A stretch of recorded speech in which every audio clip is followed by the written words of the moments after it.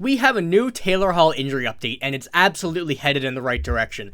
Luke Richardson said today that he is now considered day-to-day and not week-to-week. So we'll be going over all the news we have on this subject in this video. But before we get into it, we noticed that 96% of you guys are not subscribed to the channel. So if you're looking for a spot to get all your news from the Chicago Blackhawks and around the league, you're in the right spot. Make sure to stay a while, subscribe to the channel so you don't miss out on any of the breaking news. But like I said, we have a massive injury update to Taylor Hall. Very, very big, very crucial, I think, to this Chicago Blackhawks team.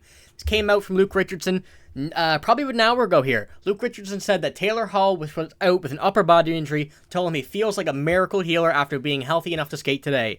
He won't play on Saturday in Montreal, but his status is now day-to-day and not week-to-week, which is an absolutely major positive sign for this Blackhawks team. Because we know Taylor Hall was one of the main additions of this team in the offseason to get help for Bedard going into this upcoming season, so he's not by himself. But playing in the, getting the next, day-to-day instead of week-to-week, having a tough matchup between Montreal, Toronto, and Colorado, those are some pretty tough games. It's going to be good to have Taylor Hall back if possible. But, guys, what do you think about this new news for Taylor Hall if he'll be back sooner than later? It's not a confirmation, but it looks like it's heading in the right direction. Mm-hmm.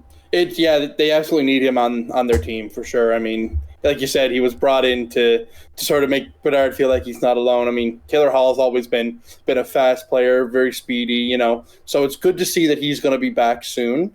I do think that you're going to see maybe Lukas Reichel. I think Lukas Reichel's on the power play. We'll dive into that a little bit more. But I do think you're going to see a big step up from him with playing with Bedard, I guess, on the power play. But absolute great news for Taylor Hall and for Connor Bedard. Yeah, and it's also someone, Taylor Hall knows what it's like to be a high draft pick in the first round. If I'm not mistaken, he was first overall. He was, yeah. So it's also nice to have someone who knows that kind of pressure around, to have him around Connor Bedard. Now, no, he didn't have the hype of Connor Bedard, but, he still knows what it's like. He was in a Canadian market especially, right? So, I mean, obviously he knows the pressure, and obviously there's nobody really else on that team, barely, besides Taylor Hall. So, to help Connor Bedard, I mean, you got the corpse of Corey Perry there, which is, I guess that's good to have that guy around. I mean, he was in a couple of finals runs, but yeah, it'd definitely be nice to have him back for those tough games against Montreal, Toronto, and Colorado. Yeah, you're certainly right. Corey Perry, Nick Foligno, those guys were certainly there. But Taylor Hall, with that experience of being a first overall pick, kind of like a mentorship role, I guess you could say. Just making sure he's not getting too ahead of himself, making sure the pressure's not getting to him too much. Because we know, I think it was the first game that he played was the most viewed regular season game apart from a Heritage Classic or a Winter Classic of all time. Crazy. A kid's first game, a game that really don't mean anything for the Chicago Blackhawks, or any team really at that matter. So that kind of just shows how much, hype and I would say pressure is behind that kid going into this season. But like you said, Noah, you were right about that. Lukas Reichel was promoted to the power play in the absence of Taylor Hall for this for the foreseeable future, I guess, until we can say Taylor Hall is for sure coming back, because I'm sure it's very early in the season, and they don't want to rush him back, But Lukas Reichel, been promoted to the first power play unit with Connor Bedard, Ryan Donato, Corey Perry, and Seth Jones. Now, I think this is another very good opportunity for Lukas Reichel as well, a guy who's also getting into this system of being a full-time NHLer. I think that being the first power play unit, especially with Connor Bedard, the experience like Corey Perry, Seth Jones, the guy they went out and got in free agency a couple years ago, depending on him. I think that this is going to be a really good development for him. But what do you think about Lukas Reichel here, guys, as well? What do you think about him being put on the power play, getting this experience, being able to put him with Bedard, put him with other guys so that he's not, missing out and getting that development he needs? Yeah.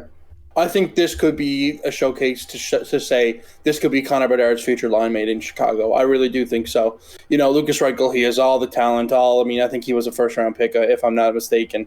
Going back to his World Junior days playing for Germany, he was an electric player, and he has all the ability to be a first line player. And on top of that, playing with Connor Bedard, I think we're going to start to see him, like I said, take a step up. And I think he's going to be. I could see him being a 40 or 50 point player this year easily. Yeah, the more young guys you get out there with Connor Bedard, you need to have some experience, but the more young guys you get out there, the more they get into the system of playing together. They get more experience from a young age. And that's really good because those guys are going to be probably playing together for years. I mean, you don't know because, Chicago's going to have, I'm guessing, a few good more draft picks over the next couple of years. But a few more really good ones. But Lukas Reichel is definitely a guy. I agree with you. He's an electric player, and I think he's definitely going to be on the side of Connor Bedard for probably most of this season, depending on if Taylor Hall comes back and is healthy. Like, he's more day-to-day, but you never know. It could get re-aggravated, and I don't mind Lukas Reichel moving up there, even on his line permanently. Yeah, as well, and we're going to be talking about that now as well, what they have as the first line in Taylor Hall absence. They have put Taylor Raddysh up there, which, that's not a horrible option. Taylor Raddysh is a pretty good player, alongside with Connor Bedard and Ryan Donato. It's a pretty speedy line, pretty skilled line, but I think that Lukas Reichel, I think it's a good idea to keep him on the second line for now. You don't want to put all your eggs in one basket, I guess we can say. So I think that, putting Raddysh up there, not a bad idea, but I definitely think the Blackhawks should experiment, throwing up an Athanasiou on the first line again. We've seen him and Bedard play well throughout the preseason. Put Tyler Johnson up there for a game. Maybe you can even put Reichel and Bedard on the line together for a game, just while Taylor Hall's gone. I think this is a good time to experiment now that you have one of your key players out for a little while.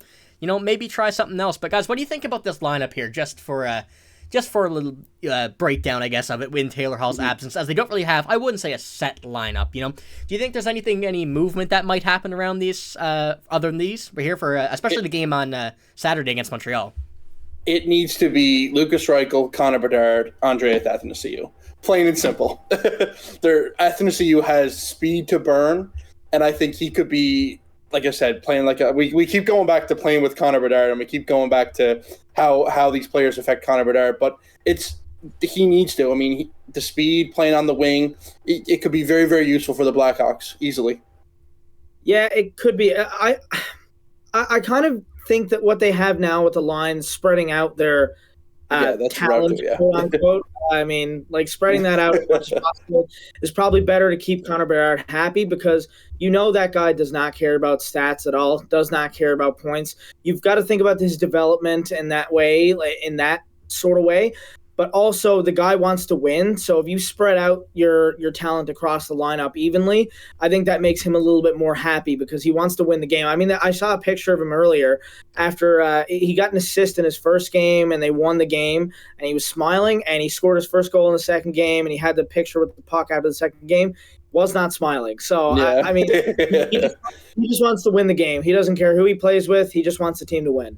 Yeah, no, you're absolutely right. I think what they should go in the direction of, I'll put this in a little example of what we've seen that has worked throughout the NHL, is the development of Matthews, Nylander, Marner. Those three together. If you put some guys, maybe like Bedard, Reichel, and another player, like maybe Nazar, I think, that group, keep them all in the same bubble, I guess we could say. I think that'd be good for the development throughout the year, Maybe in the next season, the season after, those guys will be playing together on the same line. They'll all be pushed up along throughout the roster along this time. So I think if we kind of, keep them all in the same area, put them on a line here or there, throw someone out with them, I think it would work. It's kind of just development, getting used to who you're with, because you're going to be seeing these guys for the next 3 years likely. I don't really say Connor Bedard, Lukas Reichel. None of these guys will be traded, I wouldn't say. So, get familiar with each other. You're going to stay with each other for the next 3 years. Might as well start early, get the development early, get the team, the team work, I guess, down early. And I think the Blackhawks could head in the right direction.